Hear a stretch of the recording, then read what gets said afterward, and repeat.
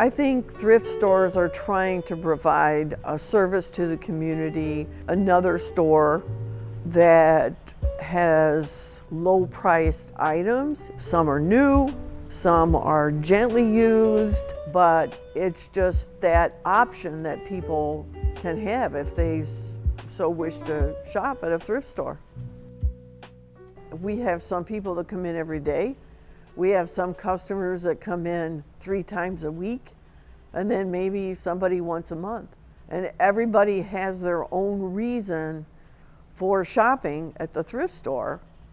The resellers coming in and sort of swooping up the more expensive tennis shoes or the better shirts or brand new coats and the jewelry, because they have the money, they can do that. And regarding, does that have an effect on low-income people? It could.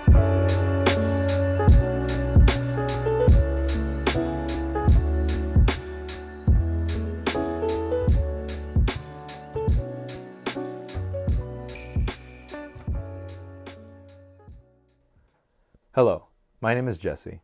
My team started this documentary to understand the divide between thrifters and resellers. First, we're going to hear from a couple thrifters, such as myself and my good friend Eliza. Growing up, the way I viewed thrift stores wasn't good at all. I was honestly something that I was really ashamed about. Going to class, knowing that my shirt or my jacket, my pants or shoes, knowing that any of what I was wearing was thrifted, it made me feel really embarrassed. I'd have classmates who'd have brand new apparel, brand new shoes, especially the shoes. And I'd look at that and I'd be looking at mine like, wow, what's wrong with me? Why can they afford this stuff? Why can't I? So it was something that I was really ashamed about. And I viewed thrift stores at the time really negatively. Growing up, going to thrift stores wasn't my favorite thing to do. It only made me feel like I was put in a box. I grew up in poverty, so it only made me feel like I was impoverished. I saw all of my classmates buy brand new stuff, and I was only stuck at thrift stores. It's the only place that I could have afforded, so I didn't really like it.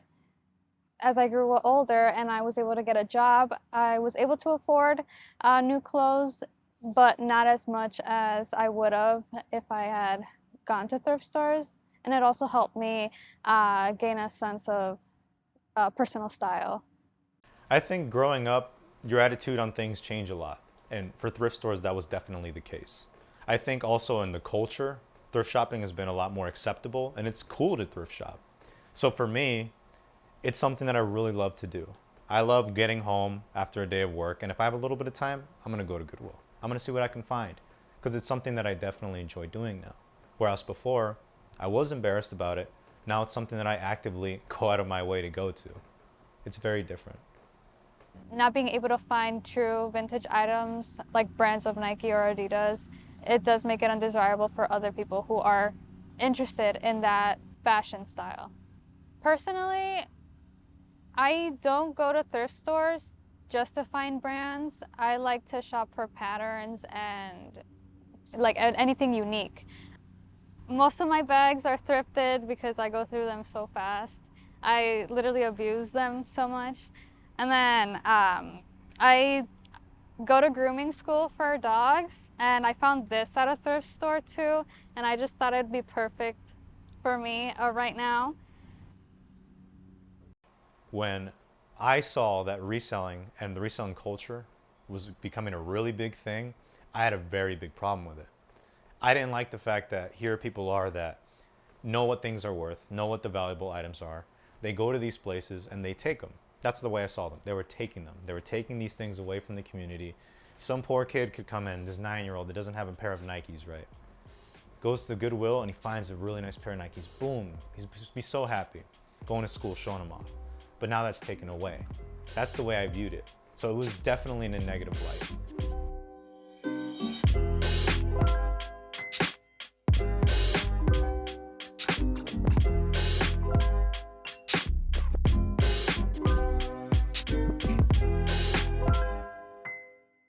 A lot of people, including myself, have very strong opinions towards reselling. It's a community that grows every year. So we set out to talk to a few resellers to gain a better understanding of the work and the culture. I would accompany my dad when he would go out thrifting. He would go out to garage sales, flea markets, just around, see what he could find. And obviously if they have stuff for kid, I'll look around, and try to see if there's anything there for me, just trying not to bore myself and pass time. I got into the vintage business from the sneaker industry. So I used to be a big sneakerhead when I was growing up, trying to get the latest drops. Obviously, as a middle-class working family, you'd get those occasionally, good pairs when you were growing up that you were really content about. I feel like with vintage, you could kind of the same feeling of owning something that you really wanted for a long time or that you couldn't get. For me, it was kind of like in high school. I was always back and forth in between jobs, and I hated it. To be honest, I was just like, this sucks, man. I'm an entrepreneur. I want to work for myself. And I felt like for reselling, when I first started this, it was just like, dang, I could sell something that I get for $5 for 20, 25. That was a cool profit margin. And I was the one that was like, I'm in charge of that, So I was like, if I could do this more, this could be a little income. So it started off as a side hustle, and then it grew into what we are now, doing events and all that stuff. So probably I would say at least 10 to 12 years I've been doing this for real. When I showed him the game and we started doing it, and now it's crazy. How far we've come is beautiful, but it's dope. I really enjoy it. When I first started, my perspective on this business was that this was the easiest thing ever. I feel like just going to a store, paying low for something and selling it high, what could go wrong, But obviously as time goes by, you learn, and, it takes a lot of patience to actually run a business. So I think I started out eager and, full of energy and, hey, I'm ready. And, as time went on, it's kind of okay, be more laid back. Not everything comes, quick. And, sometimes you just got to learn to take a step back and analyze, take a deep breath and, so you can keep going. Because this is a lot of draining for a person, I would say. And it is draining. My childhood was filled with trips to Goodwill. So I relate to kids in a similar position. The idea of resellers taking what those poor kids need made me resentful. Yet the resellers we've spoken to seem to share my story. So talking to them made me realize that this isn't an easy job. Even standing out can be a challenge. The hard part about it is having that individuality and having that, like you said, the us, our personalities and putting our faces and, meeting the customers. And each booth, one thing we're trying to be very intentional about is being businessmen and selling the product instead of just standing there at our booth expecting the pieces to speak for themselves. So I feel like that's probably the hardest part about it is how are you going to change it and what are you going to do to change it and make yourself different from everybody else? Yeah, I think one of the big pros is if I'm being honest, man, we make some decent bread. I ain't gonna lie, the money is nice, right? But it's not everything. But I feel like in one day, we do an event, we work hard. We really work hard for that one day. But throughout the week, we still work hard. But that one day, we see it come back. Yep. And it's just dang, we make more than what an average person can make in one day chilling at a 9 to 5. So that's very important for us. Damn, this is a reward of our hard work and that we can do this. So it's kind of like a incentive, I guess, to keep going. So that's something that's a big pro. This culture is important to me because I feel like it's a big part of who you are as an identity, and what you wear and how you carry yourself is important to you. So basically is what you're telling the world about yourself, what your ensemblance is. And I feel like that really is, at the end of the day, why I do this, just to get those people feeling right in the right clothes, I think that being family, it makes it fun. I feel like we have so much fun doing what we do. We're brothers, so we're not stressing about a stranger working with us or somebody that's just a friend. We have a special bond. We get to travel. We get to meet new people, new places, and it's together. I've seen him grow up as a little guy. I'm the older brother, so I seen him grow into what he is now, and just his personality take over what he does. So I feel like it's cool. It makes it fun.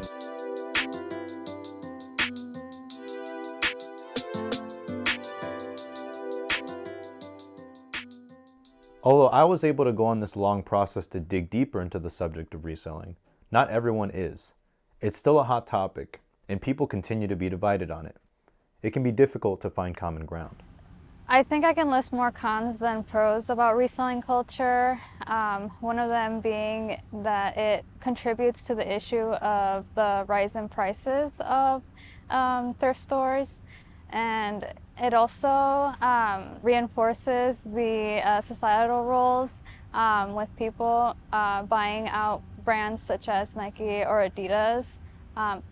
More specifically vintage. Like once you add on the word vintage to a clothing item, it racks up the price. So it oftentimes becomes at retail value or sometimes even higher. And it makes it harder for just an average person shopping at a thrift store to afford those brands.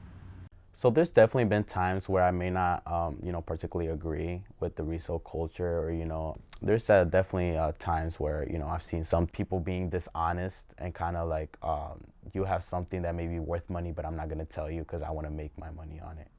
And while yes, that's true sometimes, like if you're at a garage sale, somebody wants $5 for this T-shirt, hey, I'll give you your $5, Or if you know that it's worth more, why not offer them like, I'll give you 10 for it, I'll give you 20 for it, It just depends on, the kind of person you are at the end of the day. I think through doing this documentary, I realized I was pretty naive with how I viewed resellers. We have been able to talk to a lot of people in that community, and we get to really see what kind of people they are. They're very kind, they're very compassionate, they're very sweet, they're very understanding of a person's situation. And they're just people that are hustling at the end of the day. They're trying to make this commodity, these thrift stores, these garage sales, they're trying to make these places work for them so that they can build a business, so they can make a bit of extra money, so they can make a living.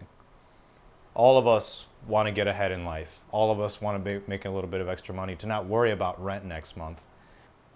And I think with that in mind, the way I view thrift stores as a whole has changed. I view thrift stores now as this community watering hole for everybody around. Everybody comes and gets what they need out of it. So we have all of these different kinds of people that utilize thrift stores differently, but they all utilize them.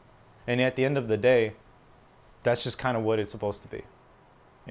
I think we villainize resellers and see them as bad people because they're taking X and selling it for Y, right? But that's not really the case. They're just people that are making a living like all of us. They're just going a different way about it. And what's really wrong with that?